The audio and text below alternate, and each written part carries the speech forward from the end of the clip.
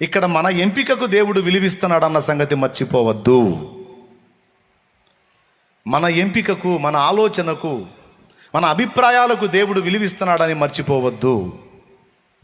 వాటిని గౌరవిస్తున్నాడని మర్చిపోవద్దు. దీన్ని బట్టి రాజుల్ని, మంత్రుల్ని, అధికారుల్ని ఎన్నుకునే విషయంలో కూడా మరి ఇంకా భారతదేశ చట్టం వచ్చేటప్పటికి ఇంకా మనకి ఇంకా ఎట్లుందో తెలుసా? ఇక్కడైతే ప్రజాస్వామ్యం, ప్రజలే స్వామి. ప్రజాస్వామ్యం అంటే అది, ప్రజలే రాజు. కాబట్టి మనకు రాజులు లేరు, అంతా మంత్రులే. ప్రధానమంత్రి అయినా, ముఖ్యమంత్రి అయినా, ఏ మంత్రి అయినా సరే అందరూ మంత్రులే. చూడండి, మనకు రాజు లేడు చూడండి. మరి రాజు ఎవరు? అందరూ మంత్రులే. రాజు ఏరి అంటే ప్రజలే రాజు.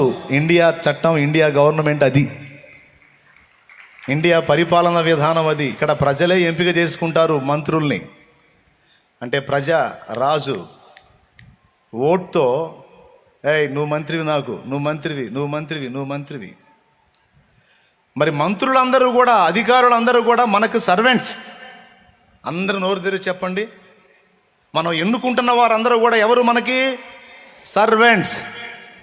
అంటే సేవకులు. మరి రాజు ఎవరు? కామన్ మ్యాన్, సామాన్యుడు రాజు. మనమే రాజు.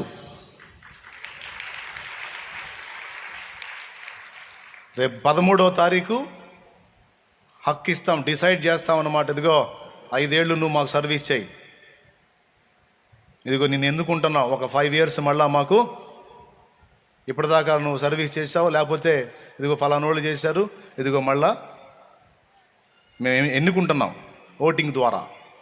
ఇప్పటిదాకా సంవత్సరాలుగా ప్రతి 5 ఏళ్ళకు ఒకసారి ఎన్నుకుంటున్నాం. మళ్ళా ఒకసారి మనం ఎన్నుకున్న వారికి పెత్తనం ఇస్తాం, పట్టం కడతాం. దేవునికి స్తోత్రం కలుగును గాక. కాబట్టి డిసైడ్ చేసేది దేవుడే, కానీ ఇక్కడ మనుష్య అభిప్రాయంతో కూడా దేవుడు ఏకీభవిస్తాడు. కోరి దరిద్రాన్ని తెచ్చి నెత్తిన పెట్టుకుంటానంటే ఏమనడు, తెచ్చుకో, అనుభవించు నీ కర్మ అంటాడు. అందుకే సభాముఖంగా ఒక మాట చెప్తున్నా, జాగ్రత్త. రేపు 13వ తారీఖు, దాని ముందు రోజు కూడా ఒక ఆదివారం వచ్చింది మనకి, అప్పుడు కూడా హెచ్చరిక చేస్తా. ఓటేసేటప్పుడు అభిమానాలని, కులాభిమానాలని, వ్యక్తిగత అభిమానాలని ఇవన్నిటినీ పక్కన పెట్టి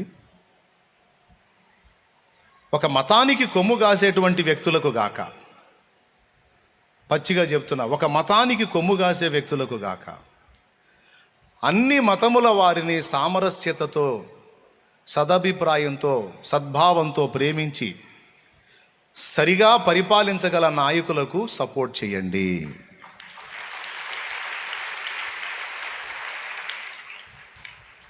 ఇంకేం చెప్పాలి?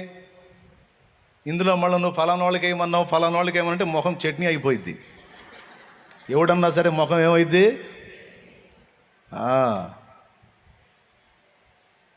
శాలేమన్న ఇటు దీపాడు చెయ్యి, ఇటు దీపాడు, అట్టన్నాడు, ఇట్టన్నాడు, పిచ్చి మాటలు మాట్లాడద్దు.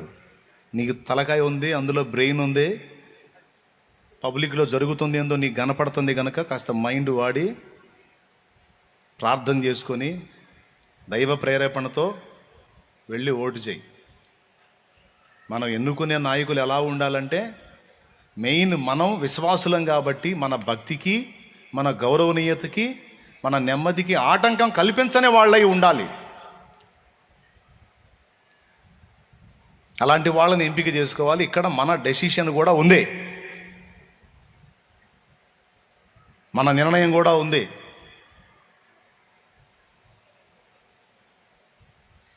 మనకు అన్యాయం జరుగుతుందనుకో, మనం ఎవడు పట్టించుకోవట్లేదు అనుకో, అవసరమైతే మనం కూడా పోటీ చేయాల్సి వచ్చింది, తప్పదు. మరి క్రైస్తవ్యానికి అన్యాయం జరుగుతున్నప్పుడు ఏం చేయాలా? అవసరమైతే క్రైస్తవుడే పరిపాలనలోనికి ఎంటర్ అవడానికి ప్రయత్నం చేయాలి. ఇంత స్వేచ్ఛ ఉంది. దావీదు దేవుని చిత్తానుసారమైన మనసు గలవాడు. అండ్ రాజు అని మర్చిపోవద్దు. రాజు అంటే పరిపాలించాడు. ఈ అతివాదులు కొంతమంది బయలుదేరారు, క్రైస్తవ్యులు అతివాదులు. వాడికి తెలియదు, వాక్యం తెలియదు, సావదు, నోరుంది, లట వాగుతూ ఉంటాడు. ఇట్లాంటి పిచ్చోళ్ళ విషయంలో జాగ్రత్తగా ఉండండి.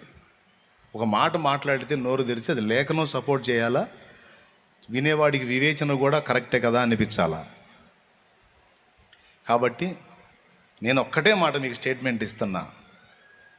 ఒక మతానికి కొమ్ము కాసేటువంటి పరిస్థితుల్లో ఒక మతమే దాన్నే గౌరవించి, దాన్నే హైలైట్ చేసి, దాన్నే కనపరిచి భారత రాజ్యాంగం ఇచ్చిన స్వేచ్ఛను హరించేదానికి ఆలోచన చేసే ఏ ఒక్కడిని కూడా అధికార పీఠం ఎక్కనివ్వకూడదు. అందరూ సమానం. హిందూ, ముస్లిం, క్రిస్టియన్, బౌద్ధ, సిక్కు ఎవడైతే ఇండియాలో ఉన్నాడో భారతదేశం భిన్నత్వంలో ఏకత్వం అని జనరంజకంగా అందరూ సమన్యాయం అన్నవాడే అధికార పీఠం ఎక్కాలని గుర్తుపెట్టుకోండి. ఇంకా ఏమన్నా చెప్పాలా? అంతవరకే హద్దు నాది, ఇంకా అంత మించి దాటి రాకూడదు ముందుకి. ఈరోజు చెప్పాను, మళ్ళా చెబుతా, అవసరమైతే జాగ్రత్త. ఓట్ చేసేటప్పుడు మాత్రం తప్పకుండా మన ఎంపికకు దేవుడు అవకాశం ఇస్తాడు. కొరివితో తలగొక్కున్నా నువ్వే, లేకపోతే చక్కని చల్లని ఐస్ గడ్డని ఎత్తిన పెట్టుకున్నా నువ్వు పెట్టుకుంటానంటే దేవుడు ఆనందంగా సరేపా అంటాడు. హల్లెలూయా. ఇంతవరకు లెక్క చేస్తే ఎక్కడికైనా పోతే వ్యవహారం తెలుసు నాకు ఆ సంగతి. అందుకే ఎవరితో ఎంతవరకు ఉండాలో అంతవరకు తృణీకరించను. ప్రేమ కలిగి వచ్చాడు అనుకో, నేను చేయదగ్గ మర్యాద చేసి, అవసరమైతే ఒక బైబిల్ కూడా ఇచ్చి, ఓ పుష్పగుచ్చం ఇచ్చి సన్మానం చేసి పంపిస్తా. అంతేగాని అయ్యగారు వచ్చారు, అమ్మగారు వచ్చారు, పెద్ద పుల్లు వచ్చారు, అది చేశారు, ఇవన్నీ ఉండవు. ఏదైనా అవసరం ఉంటే మీరు చేయాలి, ఇలా తోడ్పడాలని కూడా చెబుతా అక్కడే ముఖం మీద. అంతకంటే ముఖ్యంగా మారు మనసు పొంది రక్షణ పొందండి అని చెబుతా. దేవునికి స్తోత్రం. గర్వం కాదు, దేవునికి భయం కలిగి బ్రతుకుతున్నాను, దేనికి భయపడొద్దని నా దేవుడు చెప్పాడు. అధికారులను సన్మానించమన్నాడు అంతవరకు, వాళ్ళు పెట్టిన చట్టానికి గౌరవించమన్నాడు, లోబడమన్నాడు అంతవరకు. అంతేగాని ఎవ్వరికి దాసుడుగా ఏ పార్టీకే నన్ను నేను అప్పగించుకోను.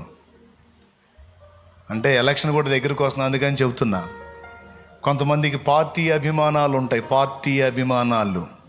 ఇటు పక్కకు వస్తే ఇది, ఇటు పక్కకు వస్తే ఇదని. ఇది పిచ్చి పీక్ స్టేజ్కి వెళ్ళినోడి వ్యవహారం. అది కాదు. భూమి ఆకాశాలకు సృష్టికర్త అయిన దేవుని భక్తుడుగా, దేవుని సంబంధిగా, ఒక సత్క్రైస్తవుడిగా ఎవరికి నేను ఓట్ చేయాలి, ఎవరికి సపోర్ట్ చేయాలి, ఎవరు దేవుని మనసు కలిగి అందరినీ సమంగా పరిపాలించేటువంటి మనస్తత్వాలు కలిగి ఉన్నారు అనేది వివేచించుకొని ఒక క్రైస్తవుణ్ణి అనే స్పృహ కలిగి ఓటేయాలి.